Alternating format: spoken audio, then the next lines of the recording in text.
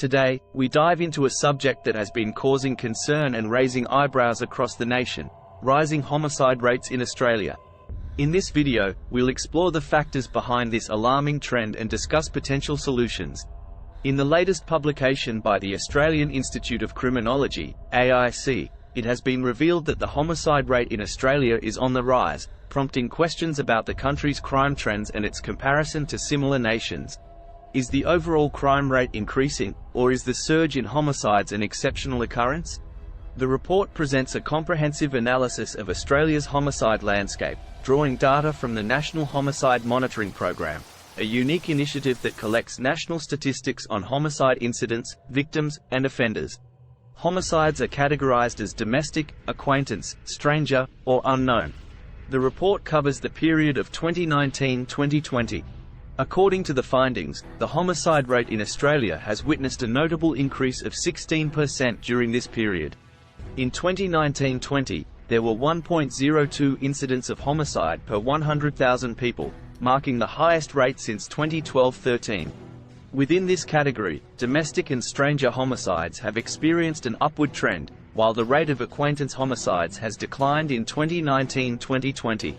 The report highlights a total of 261 homicide incidents during this period, which represents an increase of 35 compared to the previous reporting period. This figure reflects the highest number of murders recorded since 2005-06.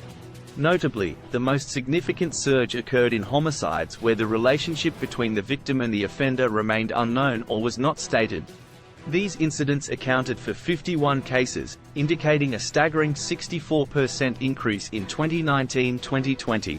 Stranger homicides witnessed a 35% rise with 46 incidents, whereas domestic homicides increased by a mere 5%, totaling 81 incidents. A closer examination of the homicide incidents reveals that males comprised 87% of the offenders in 2019-20. The rate of male offenders surged to 2.45 per 100,000, nearly 7 times higher than the rate of female offenders, which saw a slight increase to 0.36 per 100,000. Out of the 278 victims identified during this period, 65% were male, and 35% were female. The most common cause of death among homicide victims was stab wounds, accounting for 37% of the fatalities. Blunt force injuries constituted 19%, while gunshot wounds represented 13% of the cases. Other causes of death included strangulation, shaking, burns, and poisoning. Domestic homicides encompass incidents involving intimate partners, children, siblings, and other family members. In 2019-20, the number of intimate partner homicides decreased to 45 incidents, the lowest since records began in 1989-90. However, incidents involving the killing of a child by parents increased, while other categories remained relatively stable. Regarding the settings of these tragic events, residential areas accounted for 57% of the homicide incidents, whereas public settings such as parks or streets witnessed 28% of the occurrences. Among the Australian states, New South Wales recorded the highest number of murders with 85, followed closely by Victoria with 66 cases. The Northern Territory experienced the most substantial increase of 60% compared to the previous period, although the overall number of incidents remained relatively small, totaling just 8. Victoria also exhibited a significant increase of 46% compared to 2018-19, while Western Australia and South Australia reported declines. To gain perspective on Australia's homicide rates, provisional data from the United States indicate a dramatic rise in the murder rate during 2020. The rate escalated from 6 homicides per 100,000 in 2019 to 7.8 per 100,000. In England and Wales, the homicide rate for 2019-20 stood at 1.1 per 100,000, similar to the preceding year.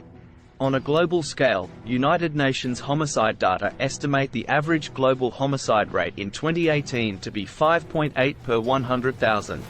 It is worth noting that homicide rates worldwide have generally been declining, with a 20% reduction observed between 1990 and 2015. Furthermore, Australia's current homicide rate is nearly half the peak rate of 1.88 recorded in 1992-93. Inquiring about other crime trends in Australia, the Australian Bureau of Statistics, ABS, collects data on reported crimes to police and victim experiences through the Crime Victimisation Survey. The survey encompasses a range of personal and household crimes, such as assaults, break-ins, and thefts. It is important to acknowledge that the victimisation survey may capture offences that were not reported to the police. Analysis of the 2019-20 survey data reveals that rates of physical assaults, break-ins, sexual assaults, motor vehicle thefts, and robberies remain similar to those in 2019-20. When examining reported crime data, it is crucial to consider that this period coincided with the onset of the COVID pandemic, which had a significant impact on overall crime levels. The ABS data for reported crime in 2020 demonstrates substantial decreases in break-ins, motor vehicle thefts, and robberies. However, incidents of reported sexual assault increased during this period.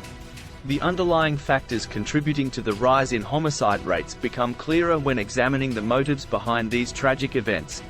Arguments or personal disputes preceded 36% of the incidents, while only 5% involved motivations related to drugs or money. Approximately 10% of the incidents had no apparent motive, and revenge or jealousy accounted for a mere 3% of the total homicides. Alcohol and drugs were frequently present in these cases.